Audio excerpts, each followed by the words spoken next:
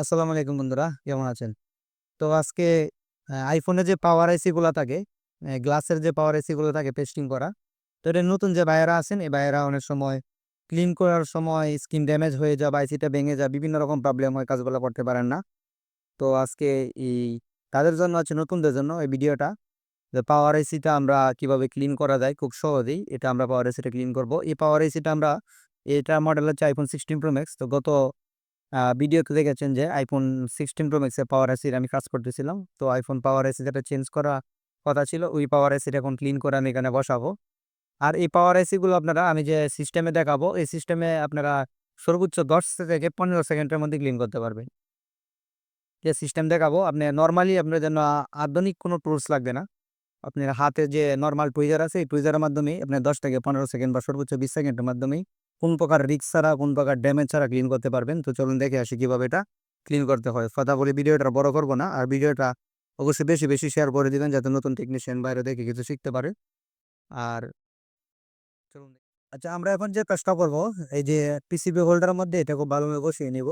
বসিয়ে নেওয়ার পরে জাস্ট আমরা এখানে হিট করবো। আমাদের হাতে যে নর্মাল টুইজার থাকে, নর্মাল টুইজার দিয়ে এটা আমরা ক্লিন করতে পারবো। আমাদের কাজ হচ্ছে এটা খুব ভালোভাবে একটু হিট করা। জাস্ট 10 থেকে 15 সেকেন্ডের মধ্যে আমার এটা ক্লিন হয়ে যেত। কোনো টেনশন নেই, কোনো প্রকার স্ক্রিন ড্যামেজ হবে না, এমনকি আপনার এটা ডিসঅর্ডারও মারতে হবে না। চাই এইভাবে আপনার অ্যান্ড্রয়েডের কোনো কাজগুলো করতে পারেন। এই হচ্ছে দেখেন, কেউ করেন ভালোভাবে। জাস্ট আমার কত সেকেন্ড সময় লাগে দেখেন।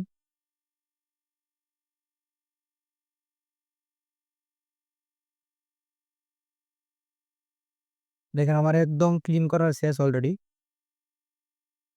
ক্লিন করার শেষ, আর টোটাল হয়তো 10 সেকেন্ডের সময় লাগে নাই। আইসির মধ্যে কিন্তু এখানে আর কোনো ধরনের গ্লু নাই। আইসির মধ্যে কোনো ধরনের গ্লু নাই, জাস্ট এখানে যে লিডের অংশ, অতিরিক্ত লিডের অংশ আছে, এটা আছে। আপনি চাইলে ওইটাও ক্লিন করে নিতে পারেন। লিডের অংশটা, অতিরিক্ত যে অংশটা আছে এখানে একটু হিট করার পরে, মোটামুটি হিট করার পরে